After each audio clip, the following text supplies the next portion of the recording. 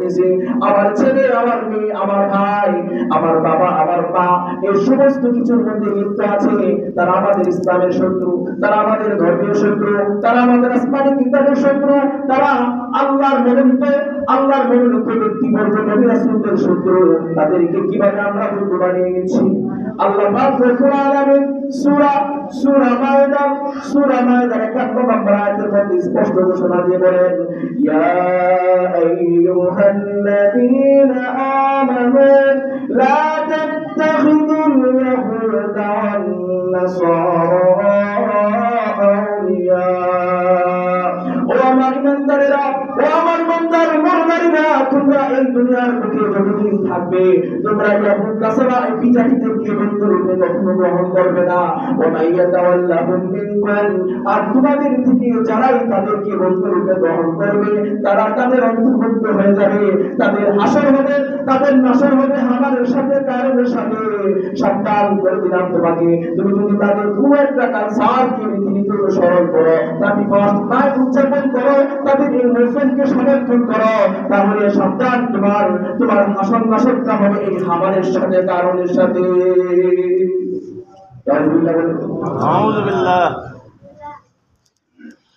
সূরা মায়দার 57 নম্বর আয়াতের মধ্যে আল্লাহ তাআলা বলেন, ইয়া আইয়ুহাল্লাযীনা আমানু লা তাত্তাখিযুল্লাযীনা ইত্তাখাযু দীনাকুম হুজুওয়ান ওয়া লা'iবা মিনাল্লাযীনা উতুল কিতাবা মিন ক্বাবলিকুম ওয়াল কুফফারা আউলিয়া ওয়াত্তাকুল্লাহা ইন কুনতুম মুমিনিন। ও ইমানদার গোলারীগণ, তোমরা দুনিয়ার বুকে যতদিন থাকবে লা তাত্তাখিযুল্লাযীনা ইত্তাখাযু দীনাকুম হুজুওয়া, ওই সমস্ত ব্যক্তিদেরকে তোমরা অন্তরঙ্গ বন্ধু হিসেবে গ্রহণ করবে না। আহলে কিতাব ইয়াহুদ নাসারা বিজাতিদেরকে তোমরা বন্ধু রূপে গ্রহণ করবে না, যারা তোমাদের ধর্মকে তোমাদের আসমানি কিতাবকে যারা ফানের বস্তু বানায় আনিছে, ঠাট্টার বস্তু বানায় আনিছে। এই হাদিসে এই আয়াতের মধ্যে মুফাসসিরিনে কেরাম লিখেন, সাহাবায়ে কেরাম রিদওয়ানুল্লাহি আলাইহিম আজমাইন, তারা যখন মক্কা মুকাররমা কাবা প্রান্তরে নামাজ আদায় করতেন, মুসলমানরা যখন মুশরিকদের যাইতো, তারা পিছন দিয়ে কিরিসিস করতো, তারা ফান করতো, মজা করতো, হাতে তালি দিত। হায় কেমন প্রকার মতো মাথাটা জমিনের মধ্যে বসাচ্ছে, পাছাটা উপর করে দিয়ে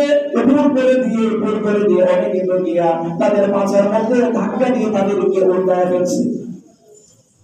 ইহুদিরা এমন খারাপ আচরণ করতো কাবা প্রান্তরে। এই কাফের আল্লাহ নবী সাল্লাল্লাহু আলাইহি ওয়াসাল্লাম সহিহ বুখারীর বর্ণনা, কাবা প্রান্তরে নামাজ পড়তেছিলেন, আবু আবি মুআইদ নামের কাফের জাহান্নামের কীট আবি মুআইদ, সে ওদের দাঁড় ধরে নিয়ে এসে আল্লাহ নবী সাল্লাল্লাহু আলাইহি ওয়াসাল্লামের দেহ মোবারকে রেখে দিয়েছিল। করতে পারতেছিল না, কাতরাতে ছিল। এই সমস্ত বিজাতিদের অনুষ্ঠান হলো কিভাবে আমি মুসলমানের সন্তান হয়ে অনুকরণ করব। মুসলমান যুবক ভাইরা, মুসলমান তরুণ ভাইরা, তোমাদের হাতে পায়ে ধরে বলি সাবধান থাকবে, কালচার থেকে সাবধান থাকবে। এই যে মুহাম্মদ সাল্লাল্লাহু আলাইহি ওয়াসাল্লাম এর যুগে আযান আবির্ভাব হয়েছিল। এই সূরা মায়দার 58 নম্বর আয়াতের মধ্যে আল্লাহ পাক বলেন, ওয়াইদা নাদাইতুম ইলাস সালাতি ইত্তাখাযুহা হুজুওয়ান ওয়া লা'iবা, তোমরা যখন আযান দিতে, আযানের মধ্যে যখন আল্লাহর নবীর সাহাবী যখন বলতেন আশহাদু আন্না মুহাম্মাদার রাসূলুল্লাহ, আছে কি না? আশহাদু আন্না মুহাম্মাদার রাসূলুল্লাহ, এই মুয়াজ্জিন সাহেব যখন আশহাদু আন্না মুহাম্মাদার রাসূলুল্লাহ বলতেন, এক ইহুদির বাচ্চা সে বলতে বলতেছে, ওই মুয়াজ্জিন তোকে আগুন দিয়ে পুড়ে ফেলা হোক। আশহাদু আন্না মুহাম্মাদার রাসূলুল্লাহ কেন বলতেছস? মুহাম্মদ আবার কিসের রাসূল? নাউযুবিল্লাহ পড়বেন। নাউযুবিল্লাহ। মুহাম্মদ আবার কিসের রাসূল হতে পারে? মুহাম্মদকে আমরা রাসূল হিসেবে আমরা জানি না, মুহাম্মদের উপরে কিতাব নাযিল হয়েছে আমরা জানি না, তোকে আগুন দিয়ে পুড়ে ফেলা হোক। এই যে বদদুয়া করেছিল এক ইহুদির বাচ্চা, এই বদদুয়া করার পরে এই বদদোয়া করার পরে একদিন তার খাদেম ঘরের মধ্যে একটা ল্যাম্প নিয়ে একটা আলোক পত্রিকা নিয়ে সে ঘরের মধ্যে প্রবেশ করেছে। এই আলোক পত্রিকা নিয়ে ঘরে প্রবেশ করার সময়কালে এই আগুন থেকে একটা আগুনের অংশ, একটা অঙ্গার ছিটে গিয়ে তার গায়ের মধ্যে লেগেছে। তার গায়ে লেগে তার শরীরটা পুরো একবারে ছাই হয়ে গেছে।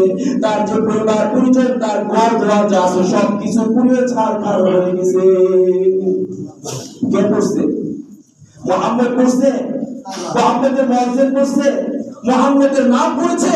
মুহাম্মদ আজ পর্যন্ত জীবিত আছে। প্রত্যেকটা মুসলমানের অন্তরে অন্তরে, প্রত্যেকটা মুসলমানের হৃদয়ে হৃদয়ে, প্রত্যেকটা আশিকের রাসূলের অন্তর অন্তঃস্থলে মুহাম্মদ এখনো পর্যন্ত জীবিত আছে।